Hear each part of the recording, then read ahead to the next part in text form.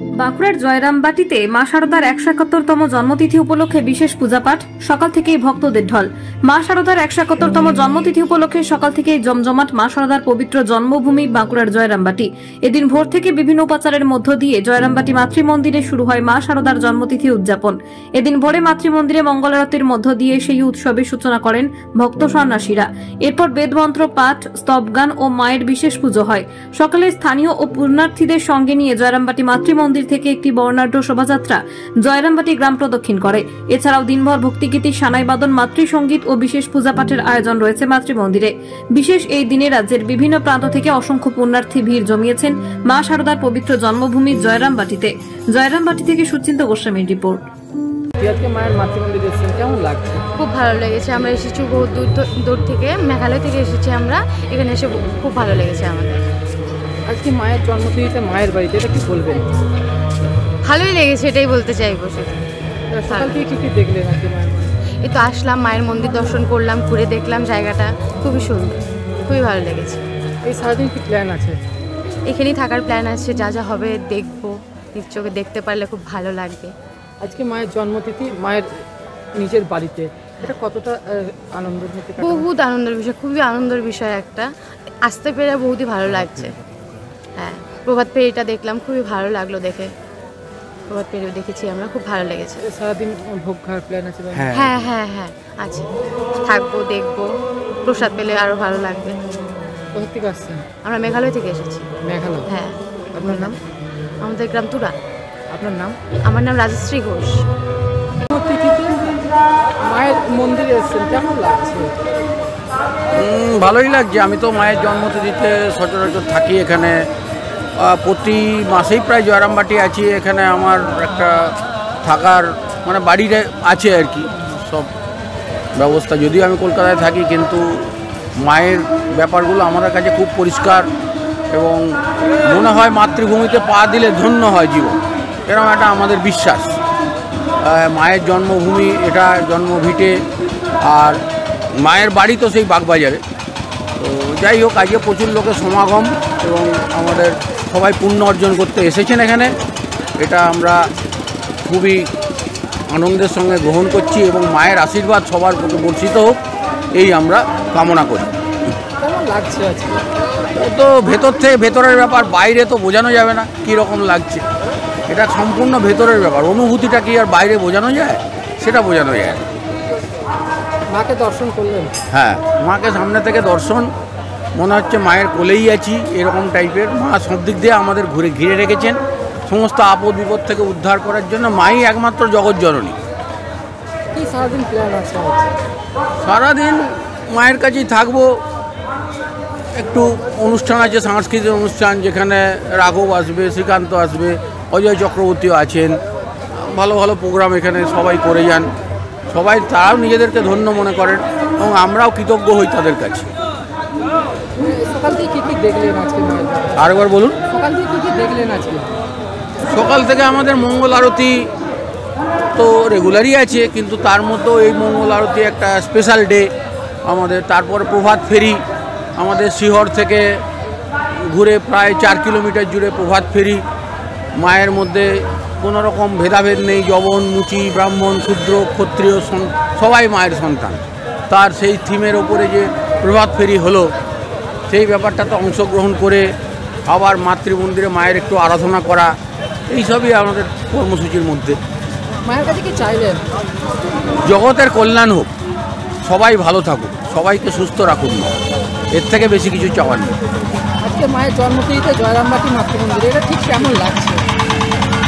বললাম, এই অনুভূতিটা বলে বোঝানো যাবে না, এটা ভেতরের ব্যাপার। তো মায়ের কাছে এলে সন্তানের যেমন লাগে ঠিক সেরকমই, এর থেকে বেশি আর কি বলবো। আপনার নাম? আমার নাম অরিন্দম মুখার্জি। 71তম জন্মতিথি উৎসব কিভাবে শুরু হলো আজকের এই অনুষ্ঠান? কি রয়েছে অনুষ্ঠানের কর্মসূচি? কি রয়েছে আজকে? মায়ের মাতৃমন্দির যে প্রতিষ্ঠা স্বামী শারদানন্দ মহারাজ 1923 সালে অক্ষয় তৃতীয়াতে করেছিলেন, সেই মাতৃমন্দির প্রতিষ্ঠার পূর্তি উৎসব আরম্ভ হয় অক্ষয় তৃতীয়াতে, গত বছর এপ্রিল মাসে বড় করে প্রোগ্রাম হয়েছিল। সেটাই এই বছর যে মায়ের তিথি পূজা চলছে, সেটাতে বড় করে প্রোগ্রাম করার একটা পরিকল্পনা নেওয়া হয়েছিল। সেই অনুযায়ী গতকাল আমাদের রাজস্থান থেকে এসেছিল বেবি আকাঙ্ক্ষা, সে ভজন গিয়েছিল। তার আগের দিন 1 জানুয়ারি হয়েছিল যাত্রা। আজকে আমাদের বিখ্যাত সঙ্গীত শিল্পী অজয় চক্রবর্তী, উনি নিজেই ইচ্ছা প্রকাশ করেছিলেন যে এখানে গান করবেন বলে। তো সেই নিয়ে ওনাকে আজকে সন্ধ্যা আরতির পর আমরা শুনতে পাবো। আর ইউটিউবে তো সব ডাইরেক্ট টেলিকাস্ট চলছেই। এই নিয়ে আমাদের এটা একটা বড় উৎসব হচ্ছে। আর একটা এখানকার বিশেষ আজকের একটা কাজ রয়েছে, মায়ের মন্দিরের পূজা ভান্ডার যেটা অনেক পুরনো হয়ে খারাপ হয়ে গেছিল অবস্থা, সেটার নতুন করে বানানো হয়েছে। সেটা আজকে এই একটু পরেই 11টার সময় পূজনীয় ভাইস প্রেসিডেন্ট মহারাজ স্বামী গৌতমানন্দ মহারাজ এসেছেন চেন্নাই থেকে, উনি এটা উদ্বোধন করবেন 11টার সময়। তো সেটা একটা আমাদের জন্য বড় আনন্দের কথা যে মায়ের নতুন পূজা ভান্ডার আরম্ভ হচ্ছে। সেটা একটা বিশাল বেশ বড় কাজ নেওয়া হয়েছিল। তার আন্ডারগ্রাউন্ডও রয়েছে, যাতে ঠান্ডা জায়গায় আমরা ফল ফুল মিষ্টি আর সবজি ফুল এসব রাখতে পারি। এই নিয়ে দোতলা হয়েছে ওটা। আর এই একটা বেশ ভালোই খরচ হয়েছে, বিষয়ে ভালোই কাজকর্ম ওটার পেছনে করা হয়েছে, মায়ের মন্দিরের সংলগ্ন এই পূজা ভান্ডারটি। এছাড়া আজকের সারাদিন ব্যাপী গান টান তো রয়েছেই, বাউল গান রয়েছে লক্ষণ দাসের। আর আগামীকাল আরো 2টি প্রোগ্রাম আছে। 5টা থেকে 7টা শ্রীকান্ত আচার্য, যিনি ভালো গান করেন, সঙ্গীত শিল্পী, উনি গান করবেন। সেটা স্কুলের মাঠে হবে। আর আরেকটা অর্কেস্ট্রা গ্রুপ 7টা থেকে 9টা ওখানে স্কুলের মাঠে আমাদের গান করবে। সৌরীন্দ্র যার নাম, দুভাই ওরা, তারা করবে। এরপর একটা সুন্দর প্রোগ্রাম রাখা হয়েছে আমোদর নদের পাশে 5 তারিখে। তো এইভাবে মাতৃ মন্দিরের যে প্রতিষ্ঠার যে শতবর্ষ পূর্তি উৎসব, মায়ের জন্মতিথি পালন হবে 5 দিন ধরে। আজকে 3য় দিন। আমাদের আশা আছে প্রায় 18-20 হাজার ভক্তরা দুপুরে প্রসাদ পাবে, মায়ের সব প্রোগ্রামগুলো দেখবে। আপনারা সব ইউটিউবে ডাইরেক্ট দেখতে পারেন। নমস্কার। মঙ্গলারতির মধ্য দিয়ে কি শুরু হয়েছে? আজকের 4:30 থেকে যেমন মঙ্গল আরতি হয় সেই হিসাবে শুরু হয়েছে। বৈদিক চ্যান্টিং হলো, মায়ের গান করা হলো। এরপরে ভক্তরা আমরা সবাই নিজের জপধ্যান করলাম। তারপরে বর্ণাঢ্য শোভাযাত্রা, যেটা এখান থেকে আমাদের স্কুল অব্দি গেছিল। প্রায় 4000 মানুষ তো ছিলই, বাচ্চা স্কুলের থেকে নিয়ে সবকিছুই, কয়েকটি স্কুলের বাচ্চারাও এর মধ্যে ছিল।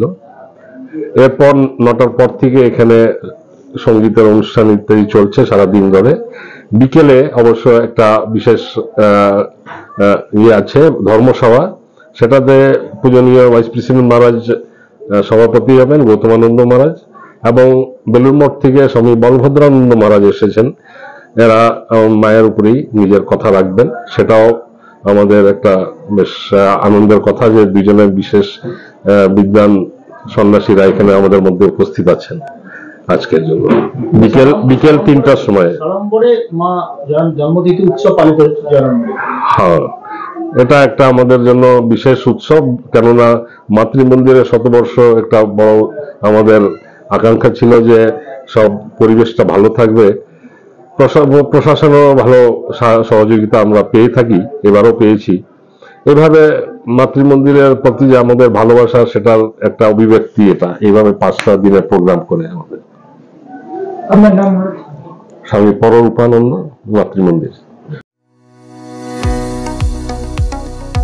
কতুলপুরে সর্বপ্রথম এমআরআই পরিষেবা যুক্ত 110 বেডের মাল্টি স্পেশালিটি হসপিটাল হল মেডিকেয়ার জেনারেল হসপিটাল। স্বাস্থ্যসাথী মান্যতাপ্রাপ্ত এই হসপিটালে রয়েছে AC, non AC cabin, modern OT, ICCU, NICU, micro surgery, dialysis বিভাগ, ব্রেন ও spine surgery, cancer surgery, lift সহ নানান পরিষেবা। এছাড়াও রয়েছে সিটি স্ক্যান পরিষেবা যুক্ত নিজস্ব ডায়াগনস্টিক সেন্টার, ডক্টর চেম্বার্স, ওষুধের দোকান সহ 24 ঘন্টা অ্যাম্বুলেন্স পরিষেবা। 24 ঘন্টা অ্যাক্সিডেন্ট এমার্জেন্সি, রোগীর সুচিকিৎসা, সুপরিষেবা এবং সুস্বাস্থ্যই হল আমাদের মূল লক্ষ্য। ঠিকানা সরিষাদিঘি, কতুলপুর, বাঁকুড়া। যোগাযোগ নম্বর 9434216662 অথবা যোগাযোগ করুন 9732212924 এই নম্বরে।